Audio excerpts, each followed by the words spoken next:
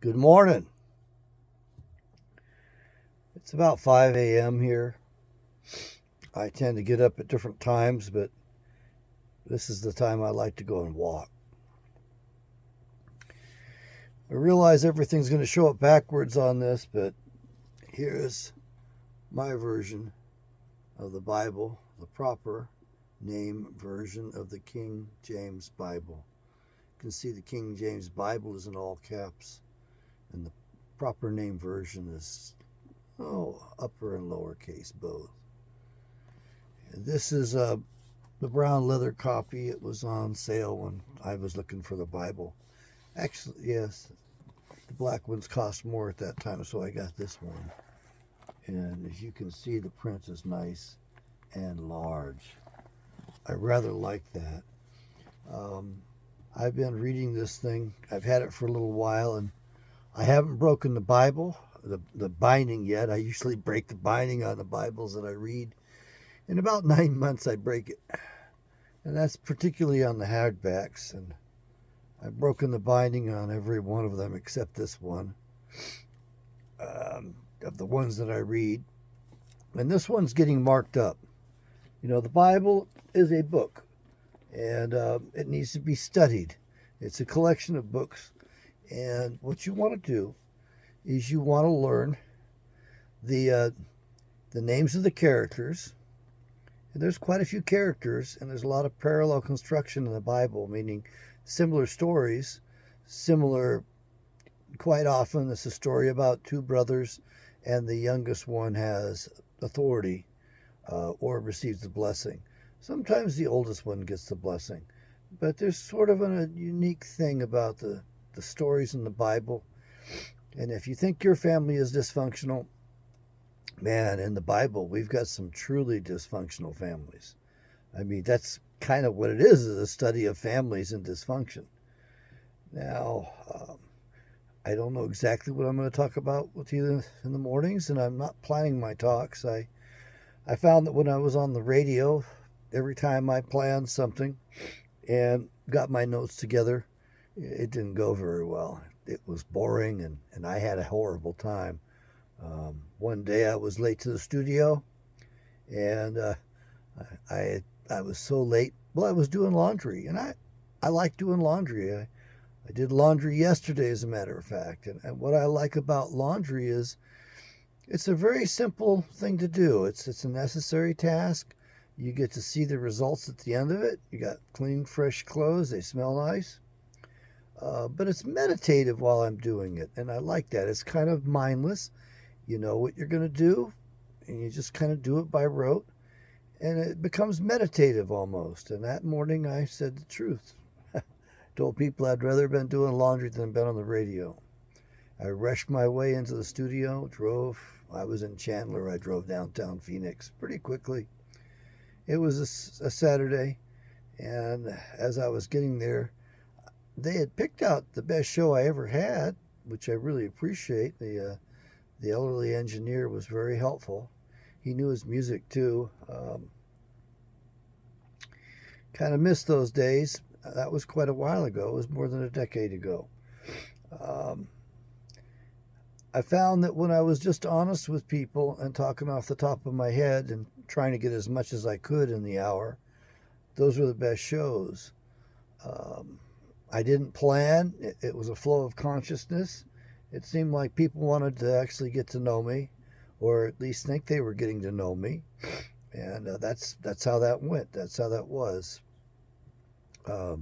Every time I got my notes and my piles of paper together, and I even rattled the sheets, you know, just like Rush Limbaugh did. You can't hear that because I got a noise-canceling headset on. I screwed up. I mean, I fell flat on my face every time I tried to prepare. Now, the name of the show was Giving Psychology Away, or the Dr. Kent Show. Why did I choose the name Giving Psychology Away? There's several reasons for that.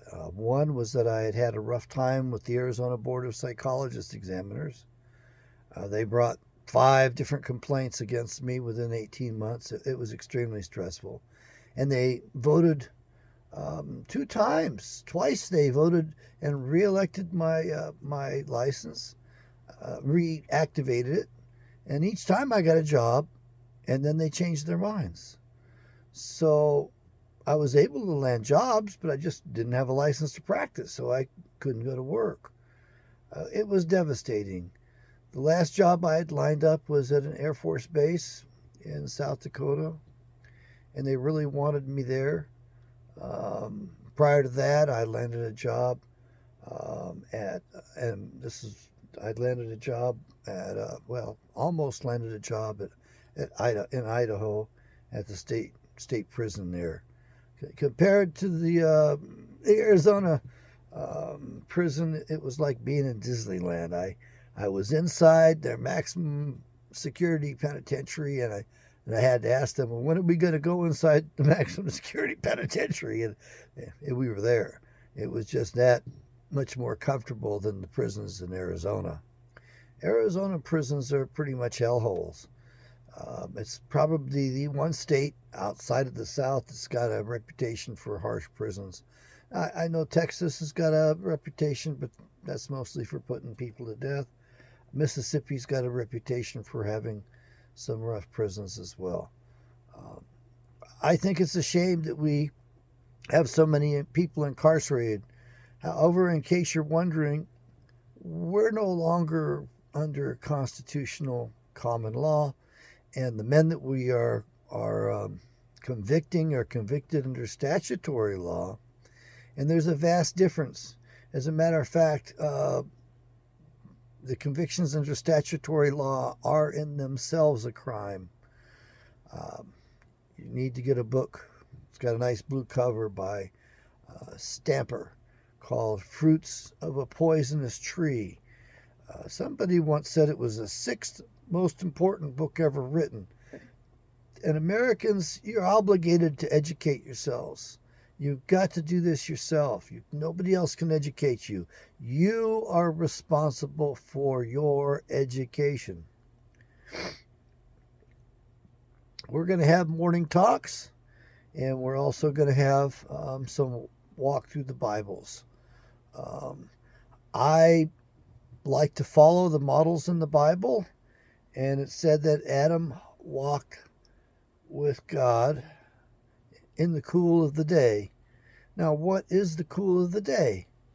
Initially, we think about the evening time, but that's not really the cool of the day. The true cool of the day is the early morning, just before sunrise. That's when it's the coolest. So Adam got up and he walked with his father. So what did I do with that? I decided that I was going to walk early in the morning and pray.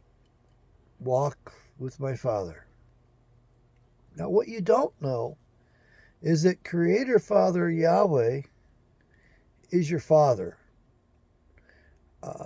Now, I don't know who's listening to this, and I know that according to my reading and according to the readings of others, we don't all have Him for our fathers. And I realize that this gets kind of dicey, but I have to go there. I am considered a white man. I look like a white man, don't I? I think I do. I've always identified myself as being white, but the real term is Caucasoid, Caucasian. And what we find is that when the Israelites left Israel and they got free of the Medes, after the Assyrians took them into captivity, I believe it was the Medes conquered the Assyrians, and the Medes and the Israelites together conquered what was left of Babylon. We were released from our captivity, and we bolted, our ancestors, grandmothers and grandfathers, bolted across the Caucasus mountain range. So usually I ask people, do you know why we're called Caucasians? Do you know why you're a Caucasian? Now, you would think they would teach this in school, but just to show you who's in control of the schools, they don't teach it to us. Now, in my state, and I think this is probably like this in your state, and my state is Alaska, I'm not allowed to call myself a Caucasian. I have to endorse the box that says white. Pasty white guy. A cracker. God, I hope that doesn't get this video pulled from YouTube. I've got to be careful. So we were named Caucasians after the Caucasus mountain range.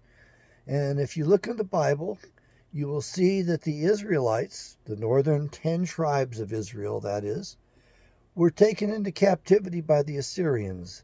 And we read the Bible carefully. We discover there were 3 or 4 incursions into the northern tribes of Israel by the Assyrians, and they took the people out of Israel and they put them into captivity. And in the Bible, there are 3 landmarks mentioned in the Old Testament. Now, one of them is a harbor, another is a river. I don't remember what the 3 are. I should. It's in the Bible about 5 times, maybe 6 times. And it's important that we know these, and these are in the Bible for important reasons. They're just south of the Caucasus mountain range. This is where our ancestors were relocated to. The Assyrians were a very tough bunch. They waged a very harsh war, and Yahweh, God, was very upset with the Israelites. Israel in particular made 2 gold calves instead of just 1 gold calf. You know, when the Israelites got out of Egypt, they made a gold calf and worshipped it. And Moses came down from the mountain and he ground that gold calf up, burned it, and made them all drink the water of it. You need to read that stuff. That's kind of an important thing. The bull in Egypt was worshipped, just like the bull in the United States of America is worshipped today. That bull, of course, being the bull for Wall Street. That's what we worship today, and it's called the stock market for several reasons. That's because they are involved in stock and stock trading. They deal in cattle. Now, these words are all kind of important, and I can't come out and tell you things too directly. You do have to learn a little bit on your own, and I don't remember things like I once used to. The other thing is that they're hot words, and we have to be careful about some of those. One of the words that comes to mind is goy, goyim, cow, cattle. So one of the little secrets is that we're all sold and traded on the stock market. They create legal fictions out of us. They incorporate us, as our mothers inform them on our birth certificates. Birth is spelled 2 different ways. One way is B-I-R-T-H, and the other way is B-E-R-T-H. The difference is that a birth, B-E-R-T-H, refers to an ocean-going boat in its berth. You know, parked, docked, tied up. It's at berth. Well, this is the land of the ocean. And we're talking about a people that existed quite a while back, and they were known as the Phoenicians. And the Phoenicians are very important because from the Phoenicians, we got our alphabet. The Paleo-Hebrew is written using the Venetian alphabet. These were seagoing peoples. They didn't keep very good records about themselves. They didn't write about themselves. And the only records we have about them are from their neighbors. And the neighbors didn't like them, and they wrote some horrible things. These were scurrilous people. They were not good people. Today, we might regard them as being sociopaths. What is a sociopath? Well, to be honest with you, a sociopath is not a term that is agreed upon by psychologists. Today, psychologists can't agree upon it. It's not a formal diagnosis. The best book on that was written by Martha Stout. I believe Martha Stout might be alive today. She published in 2006. It was a lifetime work. I believe that she had been working in the field for 50 years before she published. So the lady knows what she's talking about. And if you get The Sociopath Next Door by Martha Stout, Stout, it's an easy reading book for the layperson, and you'll have a pretty good idea of what a sociopath is. Now, today we're dealing with a sociopathic culture. We're dealing with a people that come out of a country that was known for its love of war and its other bad practices, bad habits. I believe prostitution was quite institutionalized there. This country caused its neighbors so much trouble that the one group of neighbors ran them off years ago, and I believe those are the White Russians. It's kind of an assumption on my part, but they had it in 1100 A.D. They drove off their neighbors from their lands in Khazaria. In case you're wondering where Khazaria is, because it's not on the map today, and you don't think it's in existence today, it's right where the Ukraine is. Okay, boys and girls, they're fighting over the homelands of Khazaria, and the great leader of Khazaria, who goes by another name other than his birth name and claims he's from another country other than the country he was born in, Poland, said he wanted to get his homelands back. Well, that's his homelands, and that's what this play is after. They're going to get their homelands back. Hopefully they've overplayed their hands and the rest of us wake up, because in another section of the Bible it tells us what we're going to do. Yahweh says basically that he's going to kindle Jacob. Now, who was Jacob? Jacob was Israel, the man's name, before he wrestled that night with God, and his name was changed to Israel. Israel means he who rules with God. Let's get one thing straight. We're not a supreme race. We're not a white supremacist race. Sorry for the hot word, but let's just get it out there and say it like it is. We're actually the servant race. We're here to serve with our God, not without our God. We're here to run the place for the benefit of all, not to dominate it.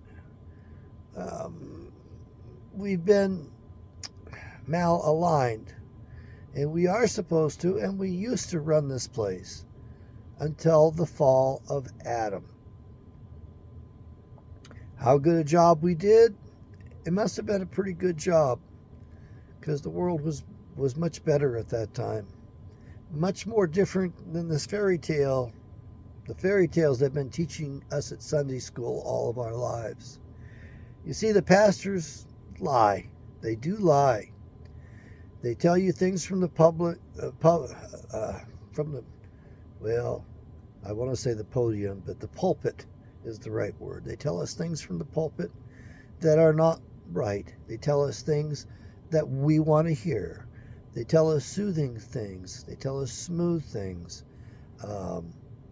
Isaiah wrote about the pastors today, and the word pastor is even used in the Bible. And remember, they didn't have pastors back then. They had priests. So what's Isaiah doing about 900 AD writing about pastors? He's writing about our nation today, folks. If you read the Bible, there's several levels to it. It's written at several levels at one time. Indeed, it's written about the past, but it's written about our present today in particular. So when the Bible starts opening up to you, so you see these other levels and you read what's in there, you're going to blossom. You're going to do better. You're going to understand that they created a religion out of it that should not exist. The faith of our fathers is very important. I don't have all the answers. I don't understand it all. I have a lot of questions. Hopefully I can answer some of your questions. You're probably not going to like some of what we pull from the Bible today when we read it ourselves, or when we have a little help. Excuse me, I'm going to have to Going to have to buy a new system. I don't have them for a sponsor, so I'm not going to mention it, but I need to clean my nose. It's important in this day and age because they're spraying us like bugs. And if we rise up against our masters, they will indeed spray us like bugs. They can't wait to kill us. They want a reason to kill you and me. Yes, they're trying to genocide us. This is the Great War. This is the war that has been going on since the Garden of Eden. And it started in Genesis, approximately Genesis 3:15, a little bit after that, 3:14, 3:13, 3:15. But it didn't really formally start, well, I would say with the murder of Abel, Abel, with the murder of Abel, the oldest son of Adam. That's when the bloodshed started, and it was a pretty bad deal. Excuse me for my sniffles. I'm kind of getting ahead of myself right now, but I'm going to have these morning talks with you quite regularly. You have to forgive me. I'm in my bathrobe and got a t-shirt on. I'm hopefully going to be waking up and talking to you on a regular basis. I love this time of the day. I like to sleep at night.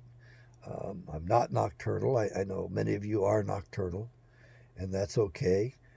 We've got people that actually live inside the earth that can see in the dark without having lights. They've got the eye quality to do that. The eyes are placed closer together, and they're larger orbits. They're big. They've been living down there for a while, in my opinion. No, I haven't met them, and I haven't gone looking for them. I have hung out with some guys that were telling me how to get access to things like that, where to go. But what's important for you is reading your Bible. This will give you access to Creator Father Yahweh's mind. Give you access to Yahshua, the Messiah's mind. The real Christ. The real man. The real man who became God. One of the things I'd like to tell you is that when I'm asked, was Jesus the Son of God? I tend to give a little bit different answer than you might expect. I tend to say no, he was God in the flesh.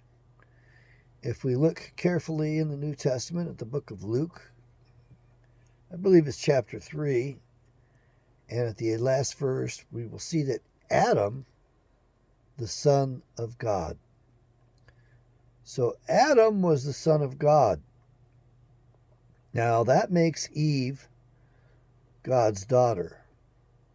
It's very important that you learn these things. God, Yahweh, decided to have a family upon the earth. And that's what the Bible is a story about. It's a story about God's family, Yahweh's family, on the earth. Now, here's my hunch. My hunch is that the evil ones, the fallen ones, had been here for more than 50,000 years. And they were ruling the planet, and they weren't very nice to the inhabitants. For one, they like to eat flesh. They like to eat humanoids. They were big dudes. They were powerful. And so they practiced, well, not quite cannibalism, but they weren't afraid to eat men. And they were big. These guys had leverage. They were giants.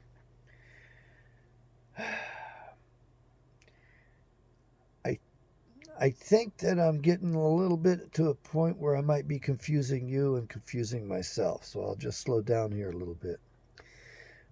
My general gist is that the bad guys were running the planet and just running havoc upon its inhabitants, upon the other species, the other humanoids. And as a result, Yahweh decided to put his son on the earth to place his son here. In the book of Job, it says Adam was placed upon the earth. So he put his son here a long time ago. And I do believe that his son ruled the planet wonderfully so, and ruled it for the benefit of all the inhabitants. And then I believe that the devil decided he wanted to become God. It's one easy way to put it. And he decided the way to do that would be to marry within the family. So he set about to become a member of God's family through deceit. I believe what he did is he deceived Eve. He presented himself as if he was Yahweh God. Perhaps he used silver dust and put that on himself to make himself look glorious in the garden. And he approached Eve and he seduced Eve. And this is not quite, this is the original sin, at least what they're trying to tell us is the original sin. And you may decide that that's the original sin, but I have another proposal for you. But we'll get into that another time. Eve was seduced by the serpent, and she became impregnated, and she gave birth to Cain. Now, I didn't know about this part of it. I read the Bible myself. I was into it for my third read, and a fellow on Facebook, Edwin Kroger was his name. That's what I knew him by. He reached out to me several times, and he asked me, "Are you a believer?" Now, I'm way up in Anchorage, Alaska, and he's down in a little place along the border of Ohio. He's a farmer. And, of course, the name Kroger's kind of a famous name, and for some reason I associated it with that he might be an heir to the Krogers. I guess we all want to rub elbows with the rich and famous. Anyway, my friend, Mr. Kroger, asked me no less than 5 times on Facebook through Instant Messenger, "Are you a believer?" And I answered him the first 4 times just straight ahead. I read the Bible. Yes, I'm a believer. The 5th time I got angry with him, and somehow or other I think he detected that. And he immediately sent me his phone number and told me to call him. So I called him, and we talked for 2.5 hours straight. And about an hour and a half into the phone conversation, my new friend told me, "You're a quick learner." And I told him, I says, "No, you're giving me the answers to the things I've been studying all of my life, since I was 5 years old. I've been wondering why the world is the way it is, and I've been wondering why it was so messed up, because at 5 years old it wasn't making much sense to me. It just didn't seem to be right." And of course it wasn't. Well, I figured out, reading the Bible on my own, sitting by myself, that Joshua failed to do as Yahweh ordered him, which was to kill them all. And as a result, the bad guys dispersed around the planet. And so it was a pretty easy, logical step, a pretty easy thing to deduce from the Bible, that there was a reason why we were supposed to kill them, and we did not do it. I guess there's a reason why we didn't do it as well, but I'm not very happy with that, because today we're fighting this battle. So, if we just think about this and look at it carefully, it's pretty easy to see that the bad guys were the Canaanites in the land of Canaan, and Joshua failed to kill them all. Some of them escaped. Some of them he allowed to live with him. He made peace with the Gibeonites, for instance. So Joshua didn't kill them all, and as far as tracking them to the future, and to the present day, it was a little bit difficult. And I still have a lot of holes in my knowledge, but basically today, the bad guys are the ones that are giving us the trouble. They are the children of Cain. Now, the good guys are the descendants of Seth. Uh, Adam and Eve had another boy, Seth, and they had other children after that. So we are descendants primarily of that. Now, before we get too far, you need to understand that Adam and Eve were not the only humanoids on the planet. And I will use the term humanoids. My careful reading of the Bible informs me that we are different species, not different races, and it's best that we think of ourselves as different species. It helps us to understand that today we're all hybrids, we're all mixed. So you and I don't know how much Cro-Magnon, how much Neanderthal, or how much Denison DNA that we have, but most of us have some of that DNA. Cro-Magnon is very common. Neanderthal, it turns out, is a bit more common among the Chinamen than it is among us. And Denison, I guess, is a pretty rare one. We've also discovered recently another humanoid that lived about 80,000 years ago, and they've called him Dragon Man. And the only difference between us and Dragon Man was he had a thicker skull. A thicker skull means it's a bit harder to kill. That's a good thing, but the skull was thicker. Now, a lot of you are running around thinking about race in terms of skin color. Well, skull shape is much closer to a determinant than skin color is. And I realize this is a really sensitive area. So what I want to tell you is in the creation, we have 10 times in the beginning of Genesis in which Creator Father affirms that he created things just the way he wanted them. He loved his creation the way he created it. Now, we've mixed it up on the planet, and we've had some help with that. We've had some help of the outsiders, fallen angels, aliens. Yes, they're real. Yes, they're here. We've had some help from them in mixing this up. As a matter of fact, that's why they push multiculturalism and diversity at us, as they want us mixed up. But however, you will see that we tend to do that on our own. It's kind of a natural thing. And when the Israelites came out of Egypt, the mixed multitude went with them. The mixed multitude came with them. So we were mixed way back then. Now, what sets us apart is we were given the law. We were given the book of the law. That's it. It's our history book, and it's also the book of the law. And so we were given this advantage. If we read the Ten Commandments, this is natural law. We were given the advantage of having that instruction. And when we abide by it, we are blessed. And if you want to know what the blessings are, those are written in the Bible in the books of Deuteronomy and Leviticus. It's repeated.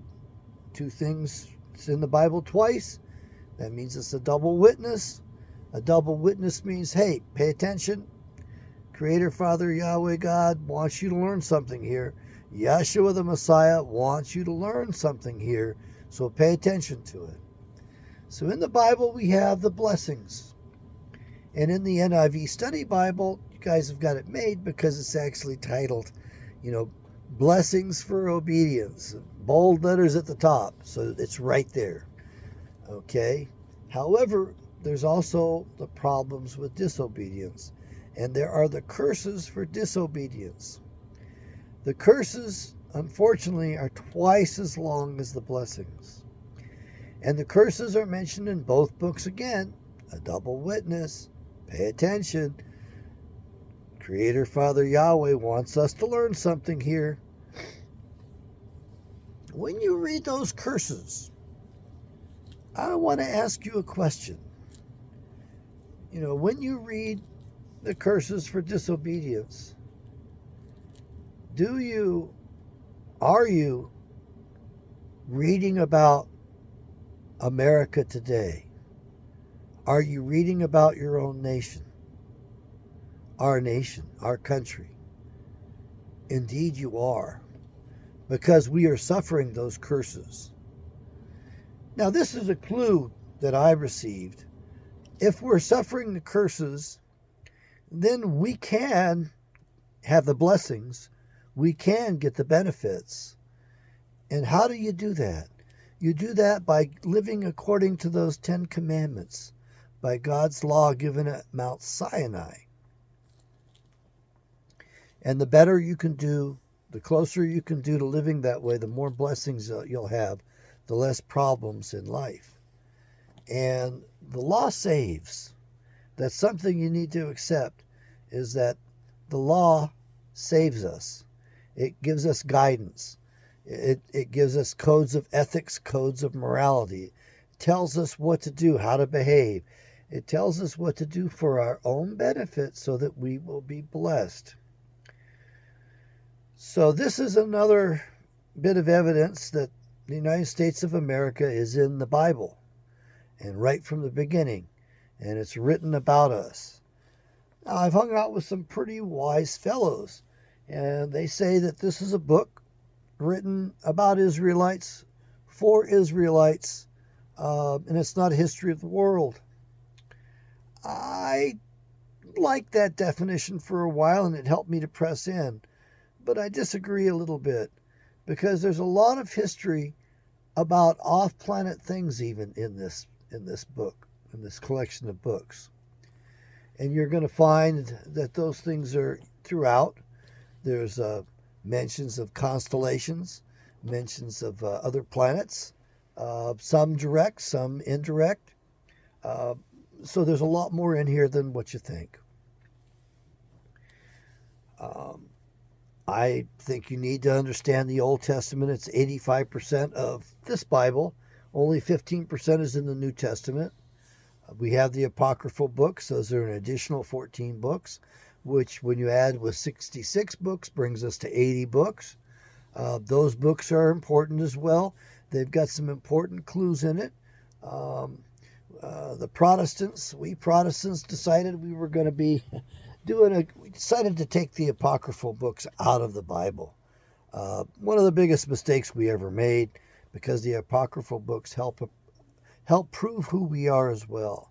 And it's very important that you claim your birthright, that we claim our birthright, and that we seize our identity and our heritage. Because right now it's been stolen from us. We're victims of the biggest identity theft in the history of the planet. There have been other times in other Earth cycles. That's another thing I want to bring up, is that we are at the end of an Earth age. We're not at the end of the world. We have to be careful, though, because it could go. It could blow. I mean, if you read the Bible carefully, you'll realize that it talks about nuclear war. It talks about those in the future. So that's a possibility that we could have that outcome. What you will find, if you look carefully at it, is that God has a clock. God's time is not your time. It's not our time. It's not my time. It's different. God's time is different, and it's a lot longer. And so what we are doing right now is the Earth and our solar system are traversing around the galaxy. And in case you're wondering, the Mayan calendar, that the world was going to end, Christmas Day of 2000? It turns out that the Mayan calendar noted the day that our solar system crossed the equator of the Milky Way. That's all it was our solar system was going from below the equator of the Milky Way to above the equator of the Milky Way. And so we're right along in that area. We're still pretty close to the equator right now. Now, this changes things, because as the planet goes up, the charge has to change. North and south, I believe, have to change. Um, they have to change so that we're held in the same spot. Everything is balanced out. It is truly an electric universe. And so this charge has to change a bit, and as it goes below and above. These things are all quite in harmony. The only place that probably is out of harmony might be our own solar system, but we don't have the data on the other solar systems, but they're out there. We came from other solar systems. As a matter of fact, some of us on the planet came from the Pleiades. Some of us came from a star in the head of the constellation Taurus. Some of us came from the Sirius star people, and we have old myths from the indigenous peoples. The bad guys collected most of that stuff and destroyed it and buried it and hid it, but they couldn't hide it all. We've got some tribes in Africa that actually talk about a three-star system. We just learned about the three-star system recently, as you can imagine, but those people have known about it for tens of thousands of years. Well, I believe the last ice age was the beginning of this earth age that we're in now. One of the things about the book of Esdras, which is in the Apocrypha, there's one Esdras and two Esdras. I believe it's the same prophet, Ezra, but the name is a little bit different. In the book of Esdras, the angel is informing him that we are at the end of the earth age. And at the end of the earth age, Earth's children are not as strong as they are at the beginning of the earth age. So we are at the end of the earth age, and we are inferior compared to the strength of those at the beginning of the earth age. And we may be seeing another change, another transition in which a lot of us die and only the strong survive, and we end up with some really strong human beings at the beginning of the next earth age, if that's what we're to go through. Where did I really want to go today? I just wanted to have a bit of a talk with you. I wanted to introduce you to a whole bunch of concepts. I forgot to say something very important. In the creation story, Creator, Heavenly Father, completed each step. And He said, "It is good." So I want you to understand, Creator, Heavenly Father loves us all as He created us. Now, we have gone astray quite a bit. We've gone astray in our behavior. We've gone astray in our genetics as well. He designed us. He created us. Some say begat. Some say that He really had a family and we are His children. These are all valid perspectives and they're all useful. And you may think, well, it's got to be one or the other. Not necessarily. We need to hold these diverse concepts in mind loosely. We need to hold them gently.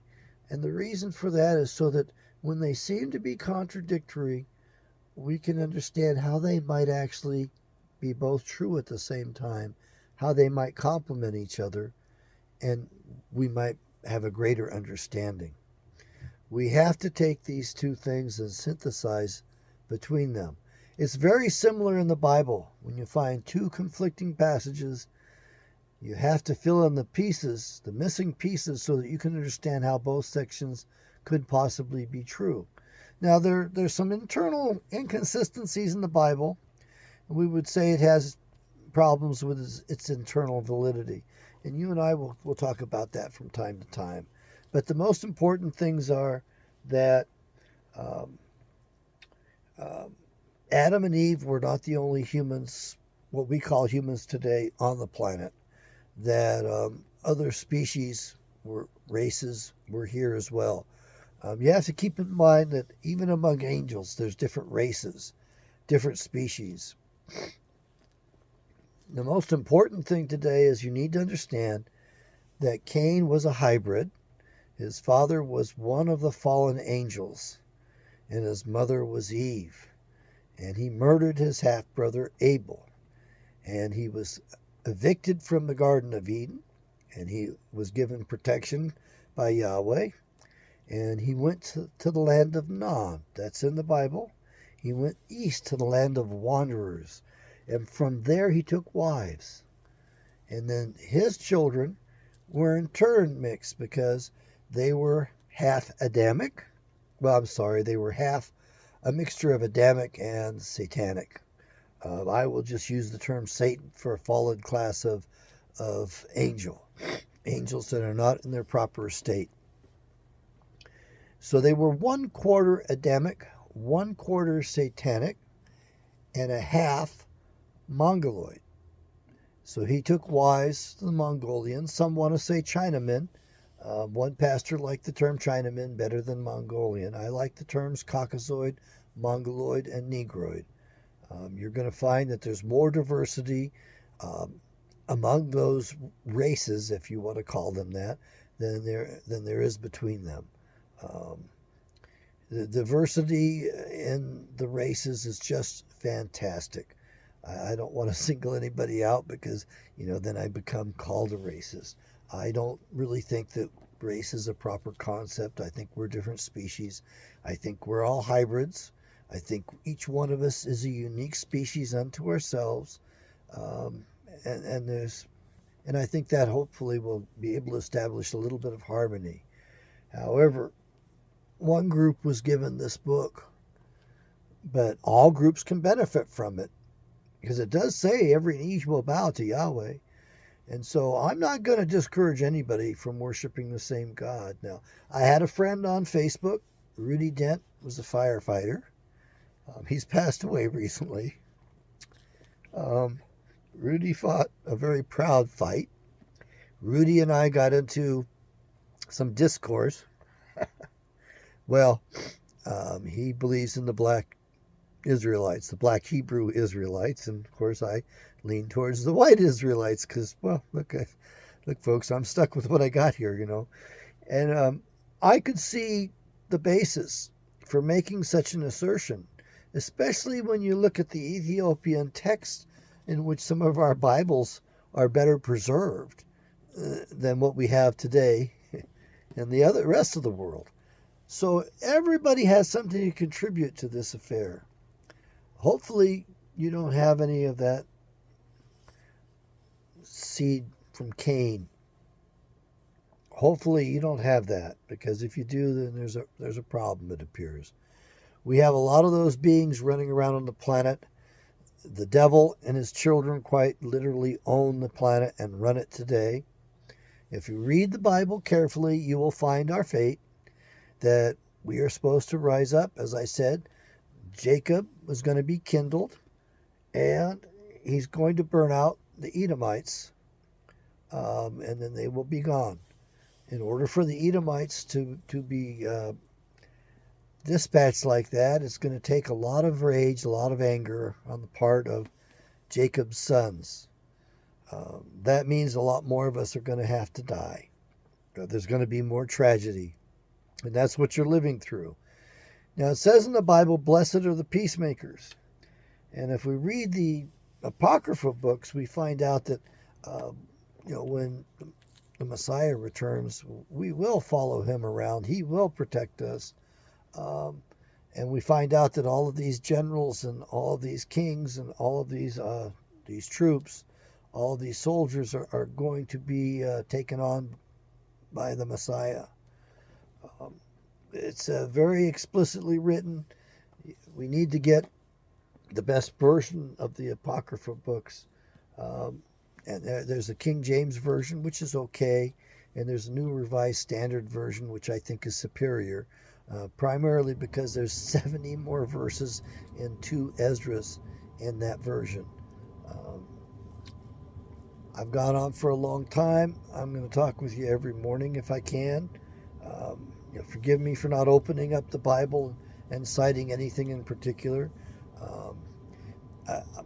I gave a little bit of my testimony and my greetings. And what had happened to me is I had 2 strokes. My short-term memory had been obliterated. I couldn't remember what I was doing from one room to the other room. I lost my mathematics ability, my advanced ability. I used to do calculus and advanced statistics in my head. I lost those abilities. Um, I had trouble having conversations. I didn't lose my speech centers, but it was the short-term working memory that was the problem. I sat on my derriere and I read the Bible for about 18 months. It was a study Bible, and all of a sudden I found myself able to remember 4 digits, 2 digits chapter, 2 digits verse, 4 numbers, and I could turn back and find my place in the Bible. Um, so by reading the Bible, I was healed. I'm not as strong as I once was. I understand that. I've been humbled. I have a new role today, and I understand that as well. Um, so I'm going to be here for you as long as I can. I've got a lot of people to educate. I have had some experiences myself which have been very profound. I've met some interesting, wonderful people. They've all helped me in understanding, my life and getting to this point where I actually understand, what my mission is. So I'm going to be sharing my insights with you, as offensive as they might be, and I will apologize in advance for that. I have a limited understanding, and that's just the way it is. I'm a human being. I'm a man. As long as we are in these bodies, from what I can tell, we can't understand a lot of things. And once we give up these bodies, we probably will have much greater understanding. Certainly, our perspectives will change. And for those of us who earn the prize, and this is mentioned in 2 Esdras, you'll see that you have a tremendous reward. However, for those of us who don't make it, you'll see basically that even the soul can be taken apart and will cease to exist. But I'm hoping that a lot of you will make it with me. I don't want to be alone there. I'm alone enough here. It's bad enough now. I lost my dog and my mother and father recently. And please don't feel sorry for me. The dog outlived both breeds. He was over 15 years old. 15 years, 3 months, 1 week, and 1 day. Pretty good for a Great Dane Black Lab mix. My parents, I've had them all of my life until just recently. Heck, I think I was only about 66 or so when my mom passed. Let me take care. And yeah, 68 when my father passed. No, it was 67 when mom passed. 68 when my father passed. So, I had them for a good long time, and I'm really grateful for that. An attitude of gratitude has helped me quite a bit. When I was down on my luck and out and on the streets, what I discovered was that by focusing on the problems, I got more problems. And I would start each day and say, God, it can't get any worse than this. By the close of business that day at 5 o'clock, it got worse. What I learned was to dwell upon the little things. Be grateful. Be thankful for those. Gee, you've had food to eat, slept in relative peace and comfort, had a shower, were clean, clothes were clean. Man, I was good. That really feels good. That felt good. So if you're down and out, that's my tip. Dwell upon the little things. Have you had food? I'm getting hungry. I haven't eaten yet. Do you have clean clothes? Well, I did my laundry yesterday, so yeah, I'm going to have clean clothes. Haven't had a shower yet. That's going to make me feel better. I'm definitely going to do it. Anyway, I feel very fortunate to be able to bring this information to you at a critical time. This critical time is necessary. It's written in the Bible. But we're going to consider some other views of the Bible as well. So hang with me. Check me out tomorrow. You all enjoy the day. The sun hasn't even risen here yet. Bye-bye.